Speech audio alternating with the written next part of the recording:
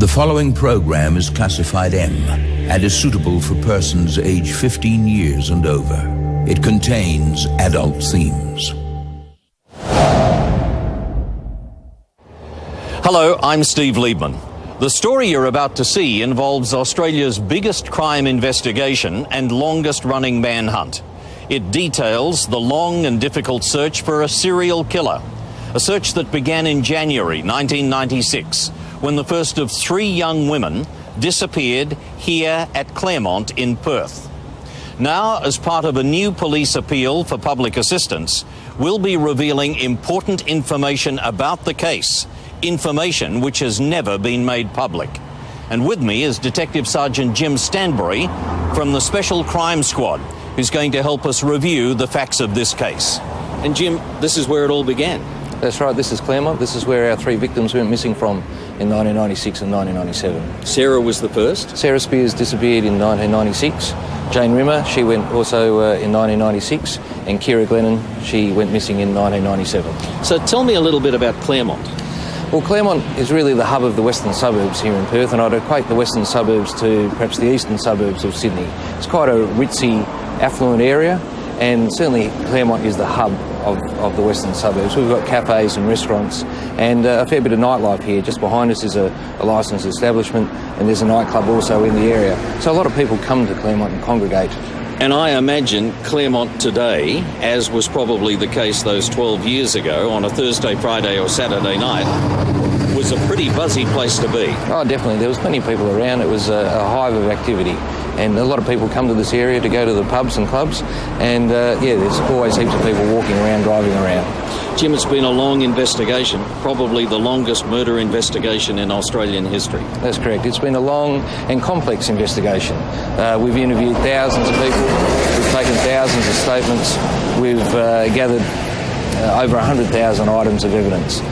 We've employed experts from all around the world, from the USA, from the UK, and around Australia to help us try and solve these crimes. Thanks, Jim. Now, let's go back to the beginning of this mammoth investigation, now known Australia-wide as the Claremont Murders.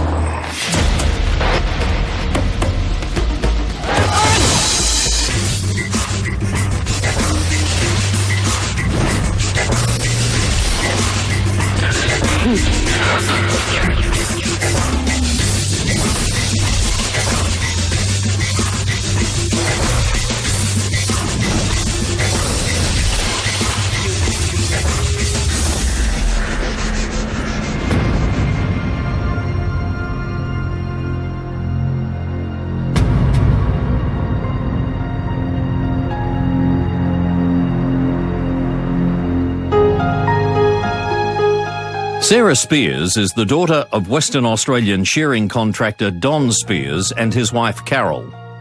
With her older sister Amanda, Sarah grew up in the country and attended boarding school in Perth.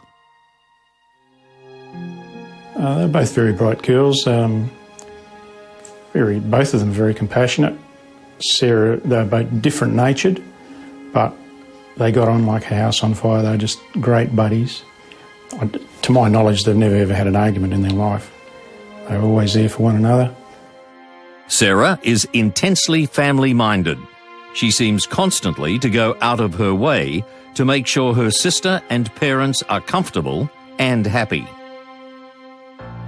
She had a way about her that you don't come across too often in people. She used to light me up. The minute I saw her, she just lit me up. Her eyes were bright, and she was always stumbling forward to greet you, very affectionate with all of us, with her mother and her sister, and I would say particularly myself. She was really always there for all of us. I think that Sarah was a typical, beautiful, smart 18-year-old who was just on the cusp of starting this fantastic adult life.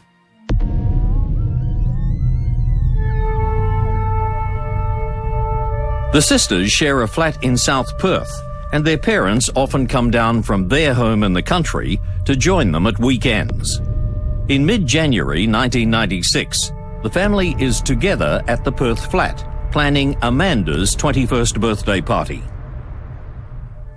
I wasn't looking forward to going back to the country, so I actually got out of the car after being ready to drive away about 4 times and give them another hug, and they were on the apron of the driveway waving goodbye as we drove down the road, and I was sort of looking back at them through the rear view mirror and just thinking, gee, I hope you're safe until I see you again next time. And little did I know that I'd never ever see Sarah again. On Friday, the 26th of January 1996, the Australia Day holiday, Sarah and some friends are planning a picnic dinner at an open-air concert in Kings Park. As evening falls, they're joined by Amanda, who then drives them to the Ocean Beach Hotel in the upmarket suburb of Cottesloe. They left that hotel at about midnight. Yes, he'll be there. Well, I don't know if he's there yet. They were collected by Sarah's older sister Amanda. That had been pre-arranged, and Amanda drove them into Claremont. It was their intention to go to Club Bay View, which is a popular night spot, and kick on there at the nightclub. She was at OBH Friday night, and I went there. I called in to see her and Emma and to tell them that I'd drop them at club if they wanted to go. And then I went to a friend's, then I came back and got them, and she was happy, gave me a hug, kiss, goodbye, thanks for dropping us off. That's the last time I saw her. Well, you wouldn't want to go out with a guy like that anyway, I would agree. Amanda was working. She was going to university and doing several part-time jobs, which was fairly taxing on her. Normally she would have gone and picked Sarah up, but she asked Sarah to catch a taxi that night because she was in need of a bit of rest. It's nearly 2 a.m. when Sarah tells her friends that she's going to call it a night. How's your sister? Amanda, yeah, she's good. She's good. I'm just going home to her now, so yeah. Okay. Anyway, I better go. Take care. I will. How are you getting home? I'm just catching a taxi down the end of the road. Oh, be careful, baby. All right, thanks. Bye. Yeah. All right, see you soon. On her way out, she chats with a security guard at the door and then walks down to a phone box on the corner of Stirling Road and Stirling Highway.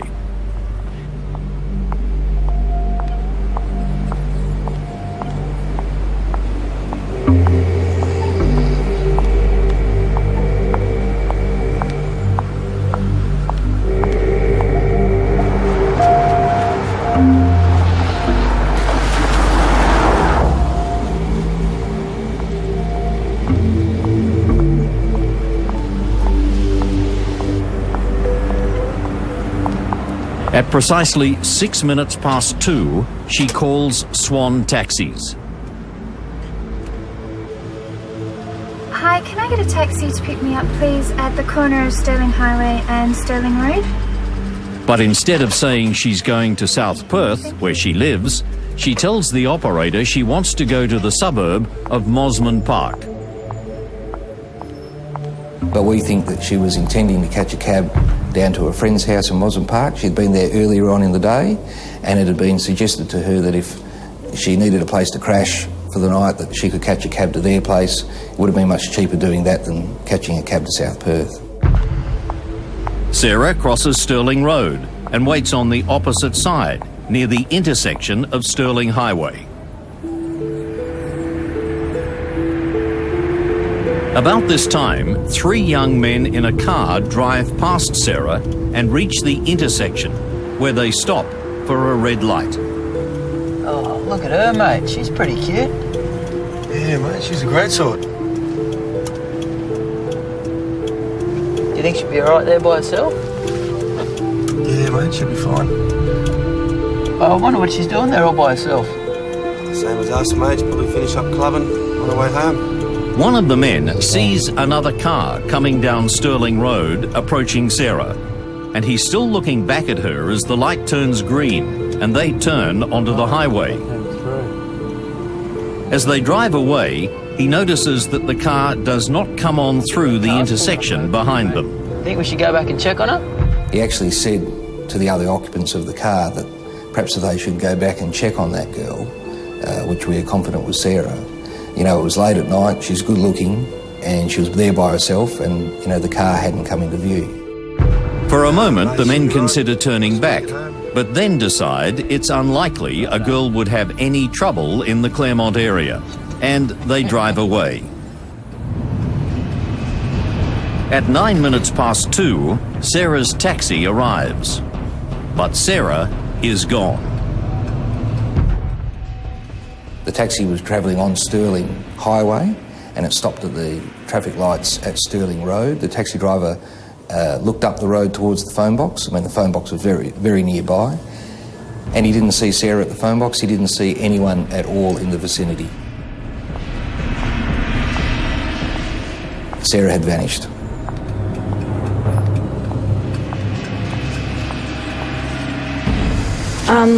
I became most concerned on Monday morning when I rang. She starts work at 8 and I rang at 8:15 just to catch up with her because I hadn't seen her all weekend. And as soon as I found out she wasn't there, I rang all of her friends and no one had seen her since Friday night. And then I came home here because I had stayed at a friend's, came home here and we rang the police from here at about 9:15. Amanda did ring us and say that Sarah hadn't been in touch with her on the Sunday, and she had a tone about her of concern. Think of every scenario as to what might have caused Sarah not to be in touch with us. Maybe she'd been assaulted, maybe she'd gone away where there was no phone that she could ring us and couldn't get back, or I even drove down to Mandurah to check our property out down there to make sure that she wasn't down there, just down and back straight away. Every scenario I was going through in my head, it was becoming quite a nightmare. But really, due to the circumstances, it was identified very early on that this was probably more than just a missing persons case, and within 48 hours the Major Crime Squad had taken over the investigation.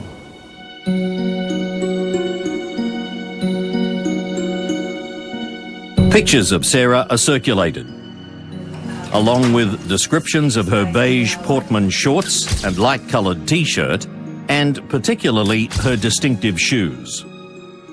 They were beige suede shoes and had quite a distinctive chunky heel and a pattern cut out of the top of the shoe. Sarah Spears disappeared after leaving a nightclub. 35,000 posters are distributed around Perth.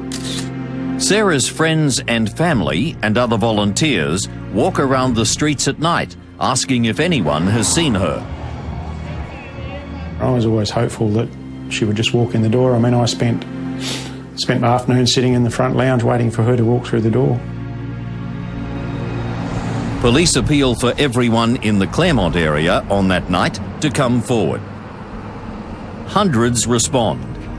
Sarah's family is also swamped with phone calls at all hours. Many claim to be psychics, reporting they've had dreams and visions. I had one bowl into our house and just charge upstairs and pretend she was dry reaching and said how ghastly it was in front of us, and then she came downstairs and said, "Oh, your Sarah's had her head smashed in with a rock," and gave me a location where she was. And in the meantime, she's taking phone calls from other people and quoting prices for sessions. And so every time another one of these nutters wrote and said, "I've seen it in my dreams that Sarah's body will be down at Salters Point," you knew that they kind of thought it was nutty, but they had to chase every rabbit down every hole. And the anguish on Carol Spears' face when she was hoping against hope that her daughter would walk in the door, and over time the realisation that she never would. It's just heartbreaking.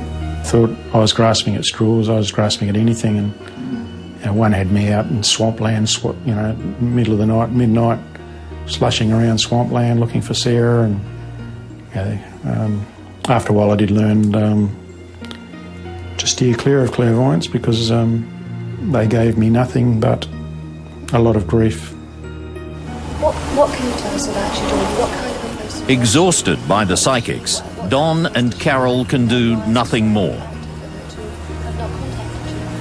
Sarah's a very caring person. So, police believe there may still be someone who can supply information about Sarah's disappearance. Jim, what are you looking for? Well, Steve, that second vehicle that drove down Stirling Road has never been identified. Nobody's ever come forward. What I want is the occupants of that vehicle to come forward and identify themselves. Police believe there may still be someone who can supply information about Sarah's disappearance. And the hunt for Sarah becomes a much wider crime investigation when just 5 months after she disappeared, a second young woman goes missing from Claremont.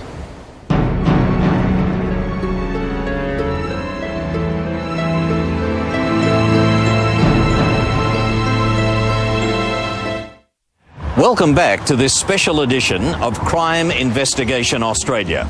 Detectives followed every possible lead that might help solve the mystery of Sarah Spear's disappearance. And then, after 5 months, in June 1996, another woman went missing here in Claremont. And Jim, there were similarities, weren't there? Yes, there was. I mean, both the victims were attractive young women. They had been out socialising with their friends in the Claremont area. It was really at the end of their night out, and they were really trying to get home, and they were walking alone. This woman's name was Jane Rimmer. The Perth suburb of Shenton Park is 10 minutes' drive from Claremont. It's here that Trevor and Jenny Rimmer set up their family home in the early 1960s.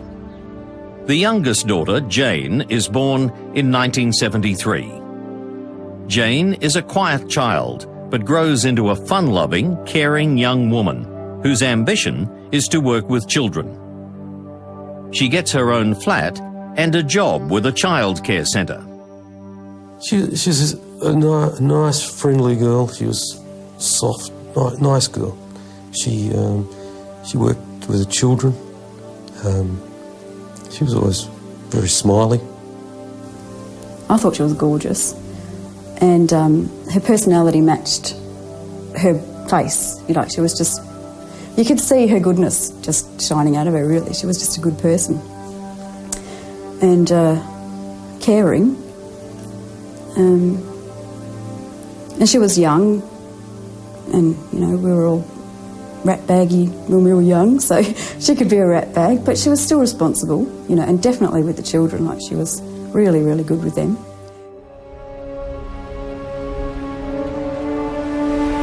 On Saturday, the 8th of June 1996, 23-year-old Jane links up with Linda Donovan and other friends at the Ocean Beach Hotel at Cottesloe. It's the same hotel that Sarah Spears had been to early on the night she disappeared. So she sat down with us and we sort of ate our dinner and had a few drinks there, and then we left and went to the Continental. The Continental Hotel is another of Claremont's popular night spots and is packed with a typical young Saturday night crowd. And we sort of went to the upstairs area, which is where you did all your dancing, and we were just all dancing and carrying on like you do when you're 20-odd. Around 11:30 p.m, the group leaves the hotel and walks to the nearby Club Bayview. Jane didn't want to go, she hated the place. But because we were all going, she decided to come along. So we went there, and there was a line to get in, so we decided that we wouldn't go. And by that stage, a couple of us were feeling a little tired, so we decided we'd go home. And we were walking back along, and Jane was kind of lagging behind. And I knew that she didn't want to go home. She wasn't ready to go home yet, but the rest of us sort of were. Oh, hey guys, I don't really feel like going home. I'm going to hang out here a little bit longer. I'll see you later though. What is she doing? Okay. We'll just grab a taxi and we'll pick her up on the way around. Yeah, let's do that.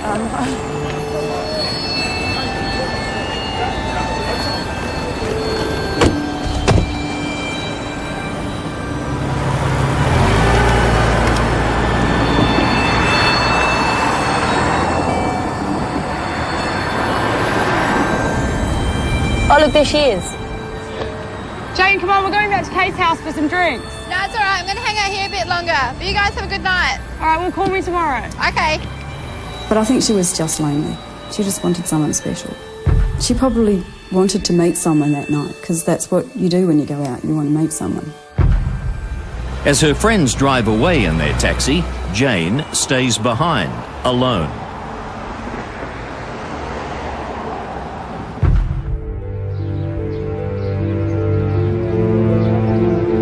The following day, Jane fails to arrive for the usual Sunday lunch with her parents, and they're immediately worried. Trevor and Jenny check her flat and find she has not been home and call the police. With the obvious similarities to Sarah's disappearance, the police commanders set up a special task force to combine the two searches. It's given the title Macro. It was recognised by the police there was obvious links between the two disappearances. Both victims were Caucasian, both were similar in appearance, both were in a similar age group, both had gone missing from the same area, both had gone missing between the hours of midnight and 2 a.m, and there was real concerns that there was one person out there preying on young women in the community. It sounded too spooky for there not to be some sort of connection. The Rimmer family and friends begin distributing pictures of Jane to try to jog the memory of anyone who might have seen her. They had loads of flyers made up, and we just posted them around and stuck them on the windows of our cars, and wherever we stopped we would, so if we stopped in a service station we would ask if we could put one up in the window. And I believe the Sunday Times or the West Australian came on board and actually distributed them with their papers, so absolutely everyone who bought a paper ended up with one of those flyers.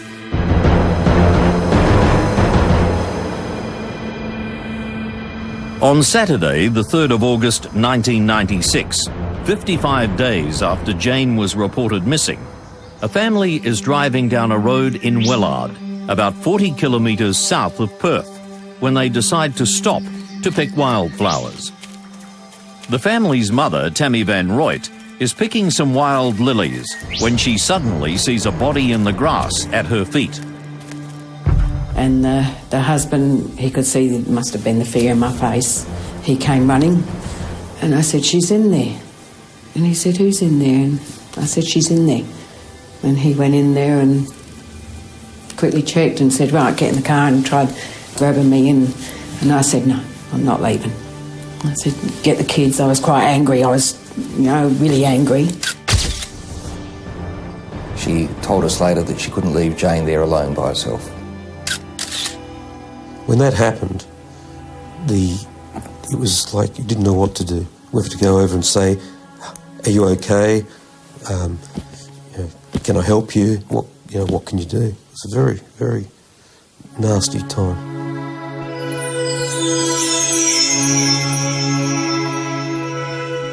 I guess we're thankful for the 23 years that we did have.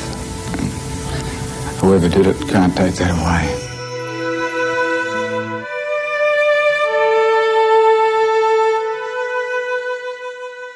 With the discovery of Jane Rimmer's body, detectives begin a national manhunt for her killer. And later in the program, we'll reveal some vital new information. But just 9 months after Jane was abducted, came more shattering news. Yet another young woman had disappeared from Claremont.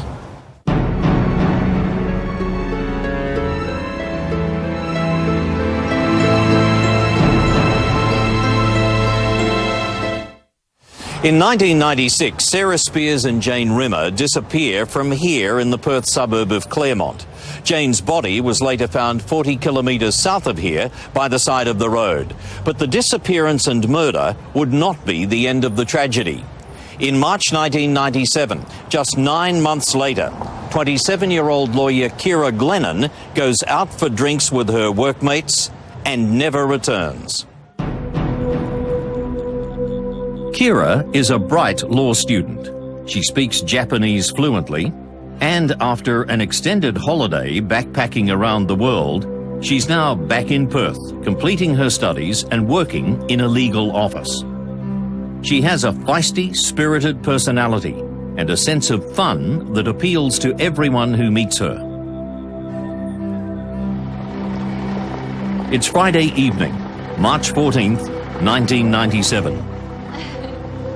Kira has had after-work drinks at her office before going on with a few colleagues to the Continental Hotel in Claremont at 11 p.m. I think so, yeah, you can get bar snacks, yeah. It's a few days before St. Patrick's Day, so the hotel is crowded, and she stays for only 20 minutes. She went off and the group saw her speaking to other people in the hotel, and then she came up to him and said she was going. She grabbed a jacket that she had left with one of her colleagues, and she walked out.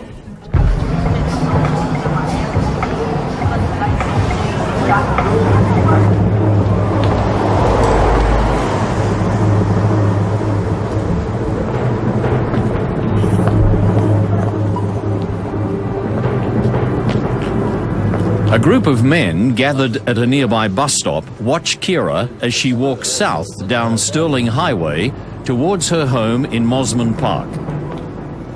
As she was walking down the road, one of these men actually called out to her. He thought that she was hitchhiking.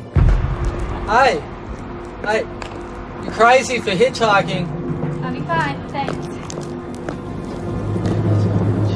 I said something to him, he can't really remember, and she sort of waved him off, and she kept on walking. Now, the other two men that were there, they didn't think that she was hitchhiking, but she was certainly walking down the path towards her home. A few minutes later, one of these three men looked down the road and saw Kira talking to the occupants of a vehicle that had stopped. The only certainty is the vehicle was light coloured, but the make and model of the car can't be confirmed from the witness accounts. I'd say. You working tomorrow? Yeah, man, 8 o'clock I start. I really need to get onto that taxi, because I'm done for. Sleeping. Wait, chill out. She's gone, man. She's gone. There are other possible sightings of Kira further along Stirling Highway, so it can't be confirmed if she did or did not get into this vehicle.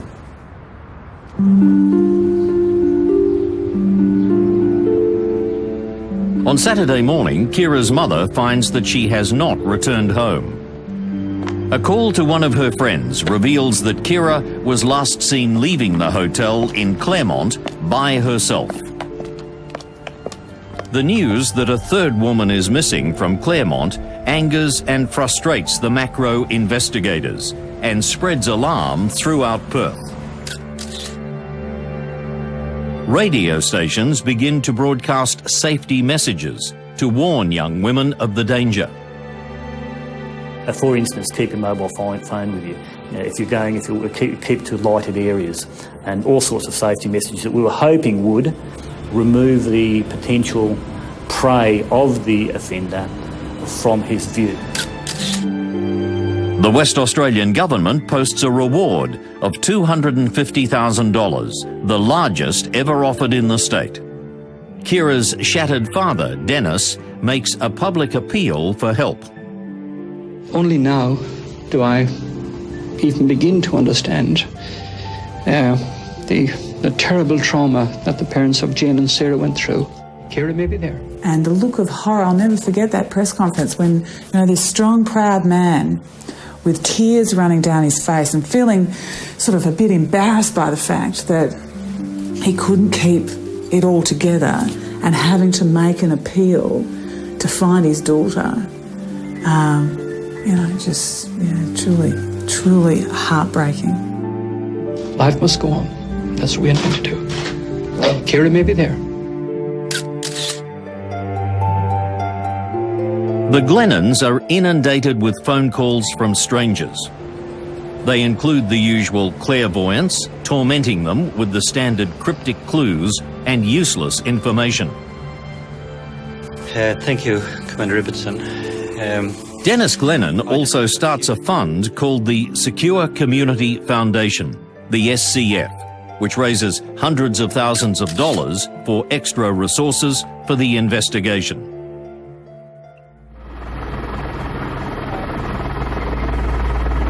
On April 3rd, 1997, 19 days after Kira disappeared, a 24-year-old labourer is bushwalking at Eglinton on Perth's northern outskirts. Near a sandy track, he comes across a body and runs to tell his boss. Jason just came, actually run down the road, came straight into my office, and he was, I could say, pretty well white as a ghost. Said he had found someone, didn't really know who it was, but someone that looked like a female. He was distraught. We had to put him on a chair, sit him down, get some water, because he was in a pretty bad way. I would say he was in shock. Police now confirm publicly that they're hunting a serial killer. Tony, what have you got for us? What's the latest? A preliminary investigation at the scene reveals the body to be that of a female, and it appears to be that of Kira Glennon. There's a bitumen road to about 50 metres to our right, and just up on the top of the hill behind us is a little access dirt track. We think that probably the killer drove into there to get off the main road, and from there he's carried Kira's body down to this location. An Australian criminal profiler, Claude Minicini, and a visiting American FBI profiler, Captain David Caldwell, construct a character outline of the murderer. Many serial killers have been shown to be sadistic psychopaths who take pleasure from dominating their victims. They're known to practice torture, rape, and mutilation.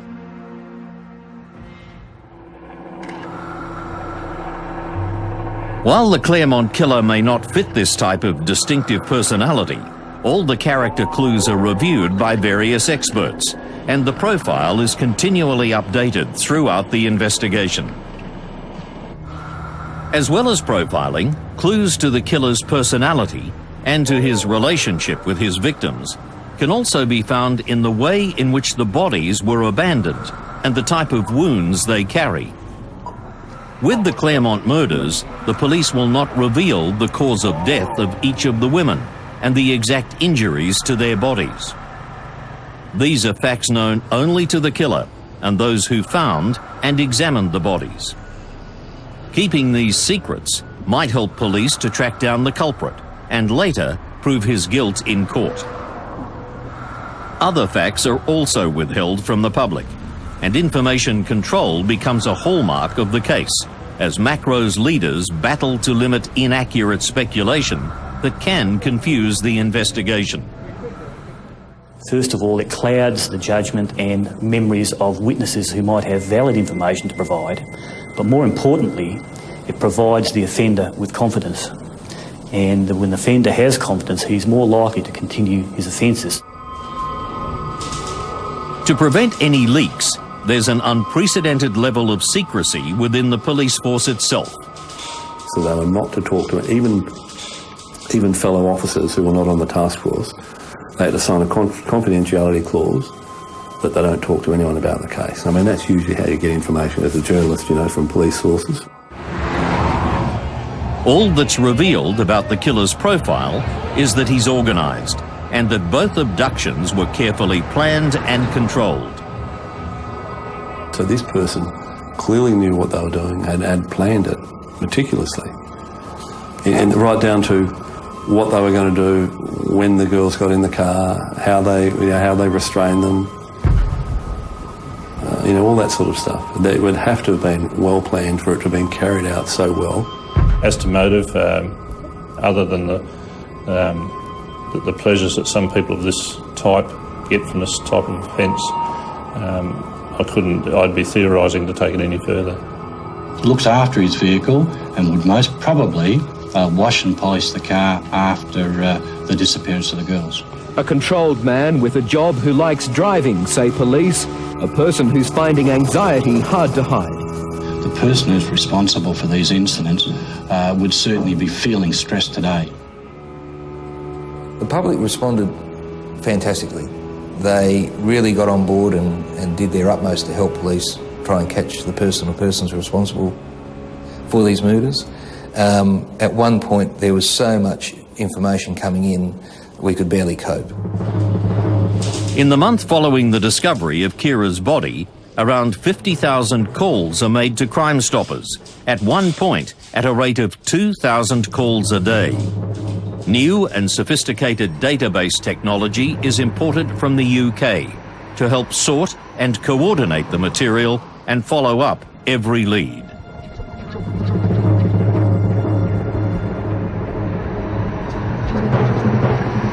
What we want is whoever was in that vehicle that stopped and spoke to Kira on the side of Stirling Highway to come forward and speak to police.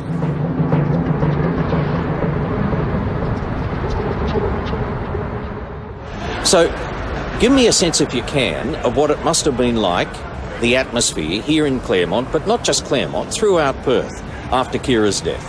I think it's fair to say that people were frightened. Nobody wanted to come down to Claremont anymore. I mean, at night the streets were deserted down here. It was a terrible time for people who lived and worked in the Claremont area. Now, throughout the 12-year hunt for the Claremont serial killer, one piece of evidence has been deliberately withheld by the police. There were good reasons to keep it hidden for so long, and you'll hear about it in just a moment.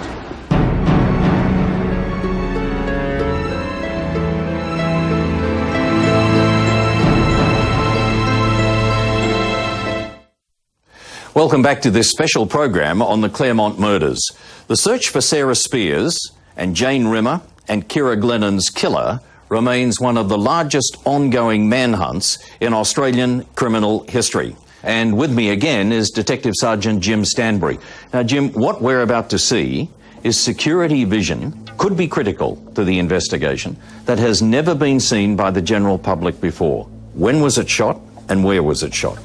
It was shot on the night that Jane was abducted and murdered on the 8th of June 1996, and it's taken from outside the Continental Hotel in Claremont. OK, now let's roll the vision. At that point that Jane and her friends leave the hotel, what's happening here? You can see Jane and her friends come outside of the hotel now, and they're just congregating around this pole, discussing about what they're going to do next. Somewhere through the night, I can't remember whose decision it was, we decided we were bored there, so we would go to Club Bayview. So we went there, and there was a line to get in, so we decided that we wouldn't go.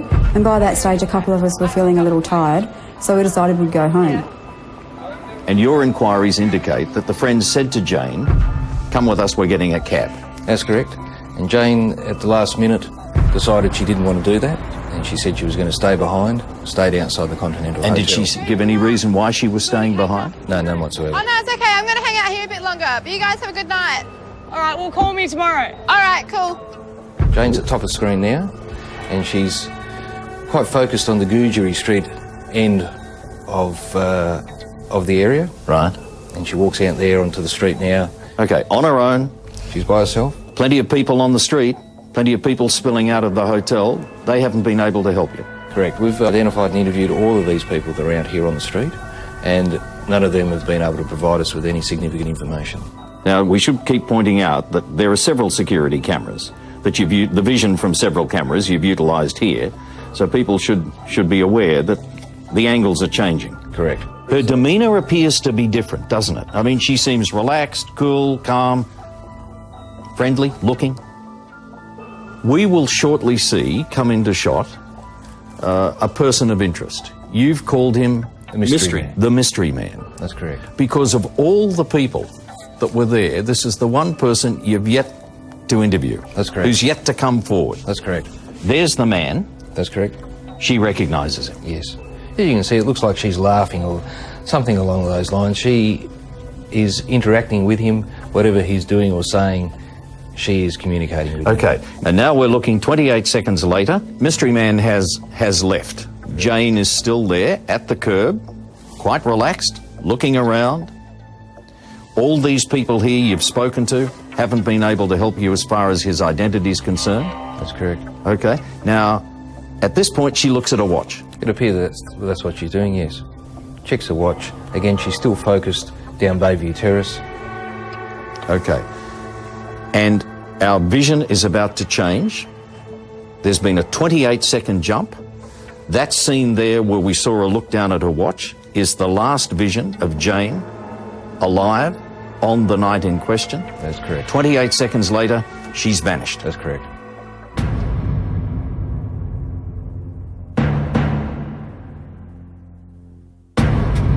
We don't know who Mystery Man is, where he went or where he is. No. And we don't know what happened to Jane. Correct.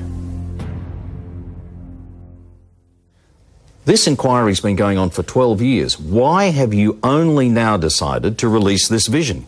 Well, Steve, it's been no secret that we've had this video footage, and we've shown it to over 700 people. We didn't want to release it in the early days of the inquiry because we didn't want to narrow the focus of the inquiry. We didn't want to bring everyone's attention onto this one person. There are many other facets to the inquiry, and we wanted to cast the net quite wide and bring in all the information. You have to remember that Jane is still there for 2.5 minutes after Mystery Man disappears from view. But it's an opportunity now for us to release it to the public. Conventional methods have not been able to identify this male. We release it to the public. We want him to come forward and identify himself.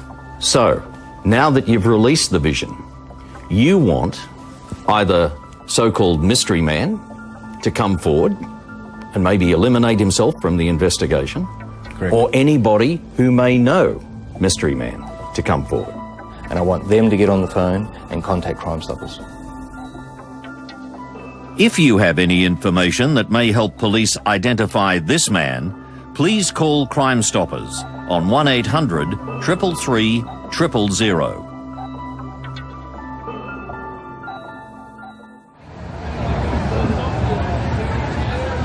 In an investigation that's lasted more than 12 years, detectives have been unable to charge anyone in connection with the murder of Jane Rimmer and Kira Glennon.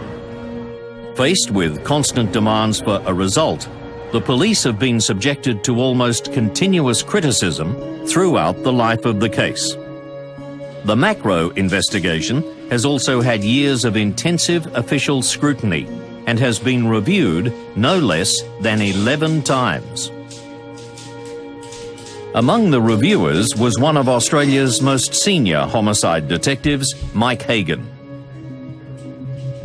The purpose of a review is to have an independent look at a major investigation, and for someone to have a look at it that hasn't actually been involved in the original investigation. It brings a degree of independence to the investigation and credibility. We found after doing the review and having the opportunity to look at the whole process of the investigation, having a look at the structure of the task force, the management of the task force, the investigative practices, we found that it had been professionally conducted, that the task force members and the command structure had used every available investigative method, and they used everything, the resources that were available to try and to get an outcome. The most recent and largest review was a massive reworking of all the evidence by veteran Detective Superintendent Paul Schramm, the man whose team solved Australia's worst serial killing case, the notorious Bodies in the Barrels at Snowtown. The Schramm review was the 11th review of the Macro Task Force. It was an extraordinary review. It had national and international a panel formed. I have read the document and I'm still amazed today at the detail and the amount of energy that was put into that review. Schramm's review highlighted the possibility that the killer may have had a house in the Claremont area, since the girls probably would have put up a fight and he'd have needed to control them quickly. It's never too late to find the aspects or the facts in issue of an investigation, and that's why it's important for police to keep persevering with an investigation, because ultimately they'll get to the truth of the matter. The environment we live in today is such that things change on the hour, especially with forensic innovations and investigative techniques that are developed throughout the world. The world being one community like it is today, we are tapped in all over the world to any new advances in those methods, and we take full advantage of them. Unfortunately, the outcome hasn't come yet, but I believe positively with further investigation that this matter will finally be resolved. A new police unit is now in charge, a special squad within the Major Crime Division, and they're wiping all previous assumptions about the case.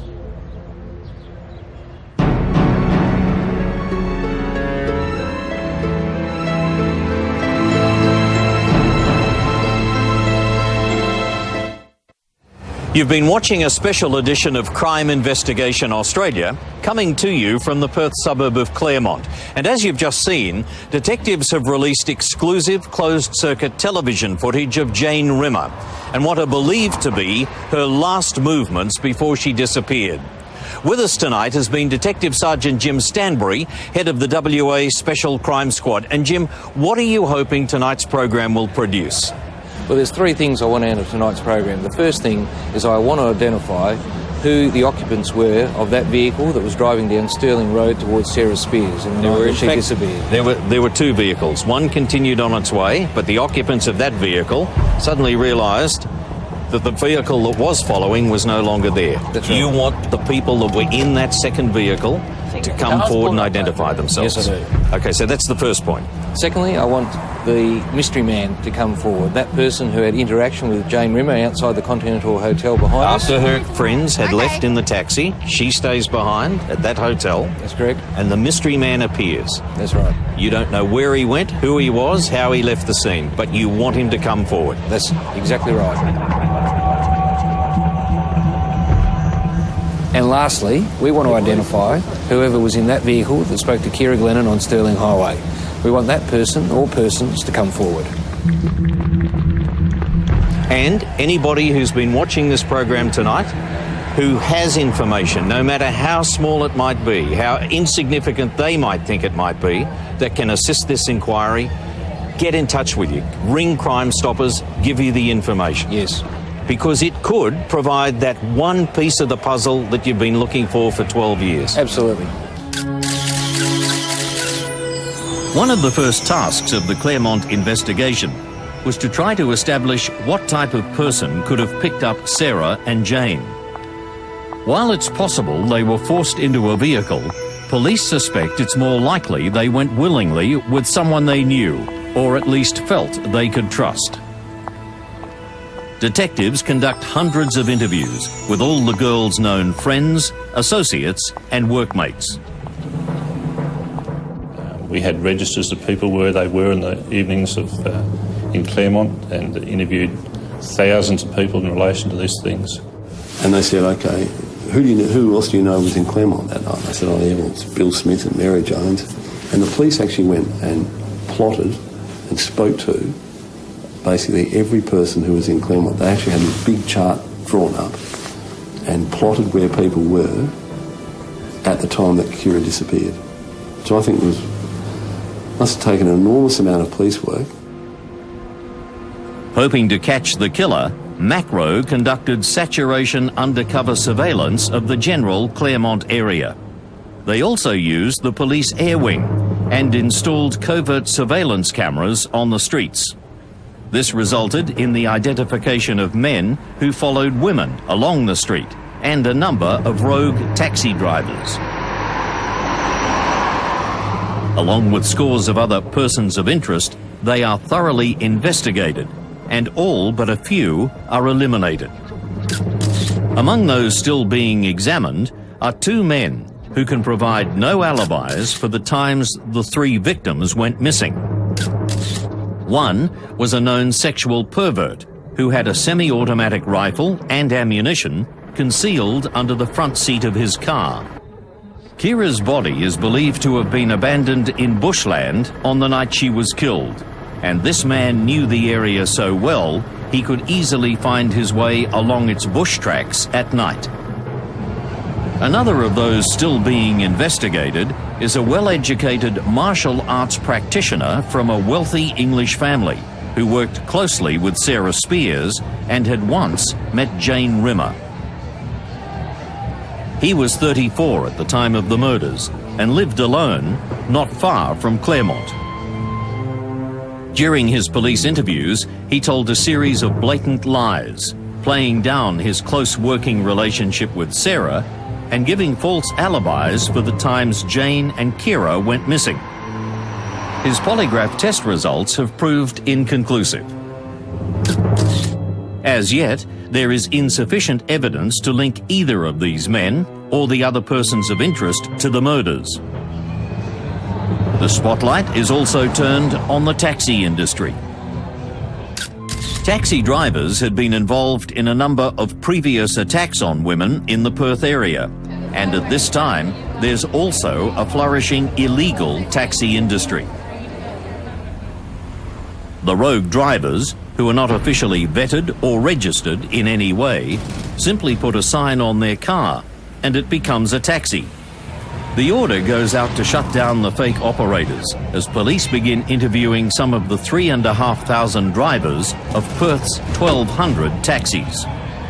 So we coordinated with the taxi board and a number of other agencies that we would open the motor vehicle licensing centres on a particular weekend and ask the taxi drivers to drive their vehicles down and present themselves. It allowed us to eliminate 1,800 taxi drivers, obtain DNA swabs from them, and also to forensically examine over 800 taxi vehicles. One constant fear is not only that the killer will strike again, but that he may have already done so. The cases of other young women either missing or murdered in Perth and around Australia are always under review, but none have yet to be conclusively linked to the Claremont murders. We must realise that 3 girls were taken from the streets. The person did those acts, and that it's quite possible that people know of that person or have heard or discussed things with them. In addition to that, if persons are listening to this television program and they hear the investigators and they can assist, they should also bear in mind that there's still a reward outstanding for this matter of some $250,000 for information leading to the identification of the person or persons responsible. So put that, please, in the back of your head, the persons who have knowledge of these matters. We are there and we can offer confidentiality for information that comes to us. So if the person who has information out there has concerns, please remember that we can help and are prepared to help.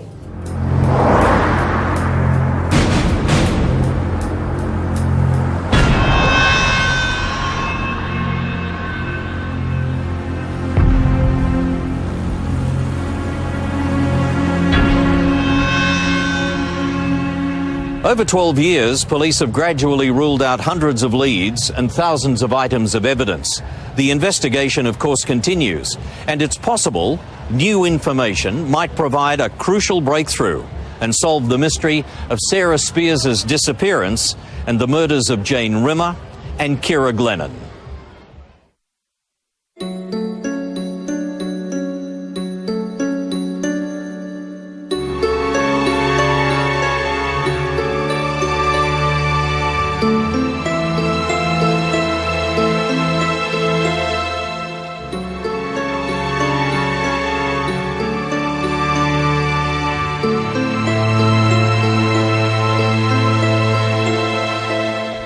On the next episode of Crime Investigation Australia, the murder of a loving mother and her 2 children. Now their killer wants to be set free. John Ernest Cribb, The Devil Inside. Next month on Crime Investigation Australia.